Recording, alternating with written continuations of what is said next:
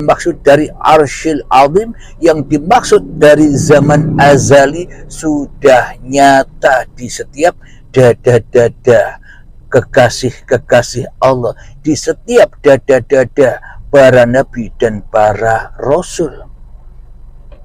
Jadi zaman azalinya sudah tak goib lagi, bersamaan dengan nyatanya, jelasnya Allah di dalam hati para kekasihnya.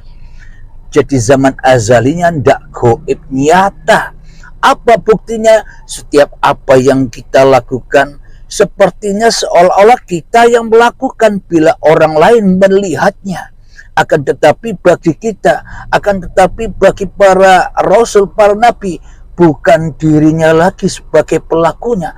Itulah yang dimaksud menyaksikan zaman azali, menyaksikan catatan-catatan Allah, menyaksikan kodok dan kodarnya Allah, menyaksikan takdir-takdir Allah yang disuguhkan kepada kita untuk kita saksikan sebagai ayat-ayatnya Allah. Jadi babakan yang seperti ini, mengunjungi alam azali, mengunjungi Lauh Mahfuz, mengunjungi aras, tidak pernah dibahas oleh manusia. Kenapa? Karena tak mampu manusia membahasnya. Jangankan seluruh manusia, Nabi Muhammad saja dilarang. Muhammad, jangan kau pernah membahas tentang roh. Kenapa? Karena roh itu adalah rahasiaku, kata Allah. Ini hanyalah kiasan saja. Bila manusia memahami atau menyaksikan artinya, maknanya saja secara syariatnya, maka manusianya bakal tersesat dari Tuhannya. Apa maknanya? Muhammad, jangan pernah kau sekali-kali membahas tentang roh.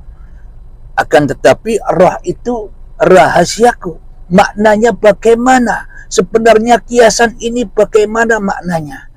Ketika diri Muhammadnya masih ada di dalam hatinya, ketika diri manusianya masih wujud di dalam hatinya, ketika diri manusianya masih hidup di dalam hatinya, ketika manusianya masih berkuasa di dalam hatinya, selamanya tak akan mampu bercerita tentang Tuhannya. Itulah maknanya, Muhammad, jangan kau sekali-kali membahas tentang roh, tak akan bisa. Ketika Muhammadnya masih wujud menjadi Tuhan di dalam hatimu, itu maknanya. Bila manusianya masih wujud menjadi Tuhan di dalam hatinya, bila manusianya masih wujud menjadi berhala-berhala di dalam hatinya, maka selamanya manusia tak mampu membela agama Allah. Yang dibela hanyalah agama iblis dan setan saja.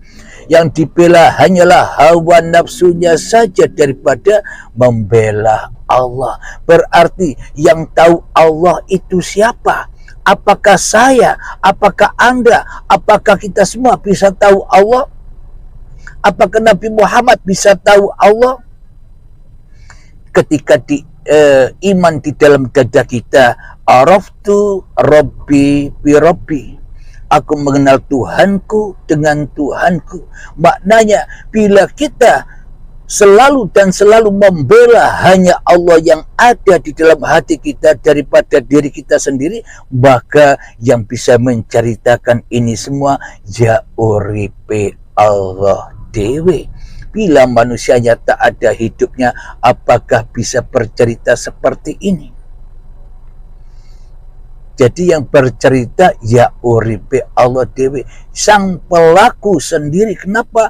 Karena uripe Allah, karena Allah, karena Tuhan. Itulah artisnya, aktornya yang menjadi pelaku panggung sandiwara di alam dunia ini. Hanya Allah yang melakukan semuanya. Jadi bukan manusia pelakunya. Bagi manusia yang sudah menyadari hal ini, maka ia akan ketemu dengan Lauh Mahfuz, akan bertemu dengan Arsyil Azim, akan bertemu dengan zaman azali yang mana sudah ditakdirkan laku apapun yang terjadi pada kita, bila tanpa uripe Allah manakah bisa kita melakukan. Takdir baik bisa kita lakukan ketika kita ada hidupnya Allah yang menyertai kita, maka itulah catatan-catatan Allah. Takdir buruk selama kita bersama uripe Allah, kita berbuat buruk, itu pun semua catatan-catatan dari Allah, bukan dari diri manusianya. Bila sudah tahu bahwa takdir baik dan buruk, kodok dan qadar yang terjadi pada diri kita semuanya dikembalikan kepada Allah, khairihi wa syarihi minallah, maka selamatlah kita menghadapi baik dan buruk, selamatlah kita menghadapi taat dan maksiat, selamatlah kita menghadapi apapun yang disuguhkan di alam dunia ini. Semuanya hanya akan menjadi haulahu linuriyahu min ayatina. Itu hanyalah ayat-ayat Tuhanku yang telah menciptakan aku. Jadi berkunjung ke zaman azali, berkunjung ke Arsyil Azim, berkunjung ke Lauh Mahfuz sudah nyata diceritakan di sini. Bukan angan-angan lagi, bukan bayang-bayang lagi. Ketika dirimu masih ada di dalam hatimu, semuanya bayang-bayang saja. Ketika dirimu masih keluar dari dirimu di hatimu, engkau menyaksikan dunia, maka semua itu hanyalah neraka. Itulah alam bayangan, alam angan-angan, bukan alam nyata. Kita selama ini masih mimpi hidup di dunia ini, masih mimpi mempunyai jabatan, masih mimpi jadi orang kaya, semuanya hanyalah mimpi saja. Maka dari itu bangunlah dari mimpimu. As-salatu khairum minan naum. Solat itu lebih baik daripada tidur. Maknanya kewujudan dirimu itu tak lebih baik dari kewujudan Tuhanmu di hatimu. Maknanya di dalam kehidupanmu, bila kau yang jadi rajanya, bila kau yang jadi Tuhannya, bila kau yang jadi penguasa di dalam hatimu, itulah yang dimaksud tidur itu. Jadi sholatnya tidur, ibadahnya tidur, apapun yang dilakukan tidur.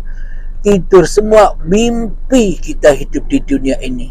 Jadi untuk bangun dari mimpi itu, ya harus melewati pintu kematian, yakni pintu baiat, agar bangkit lagi, agar bangun lagi menuju miber ning kersani Gusti ini, agar bisa terbang menuju ruhullah.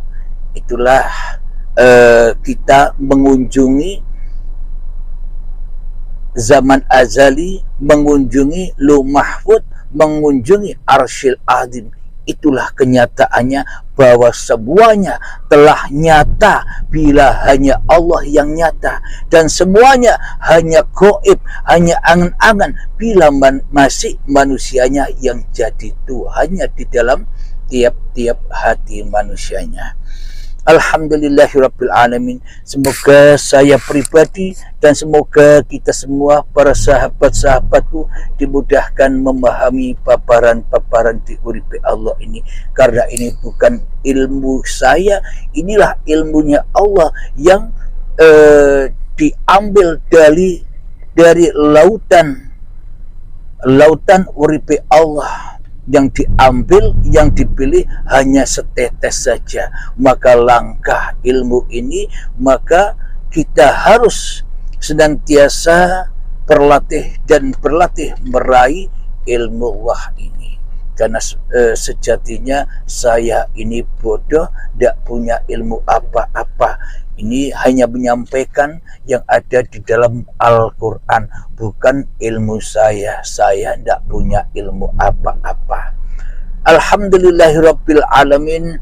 Semoga kita semua akan menjadikan paparan-paparan Allah ini sebagai pelajaran dan pegangan di dalam kehidupan ini, agar tidak tersesat lagi hati kita kepada yang selain Allah. Amin, amin ya rabbal alamin.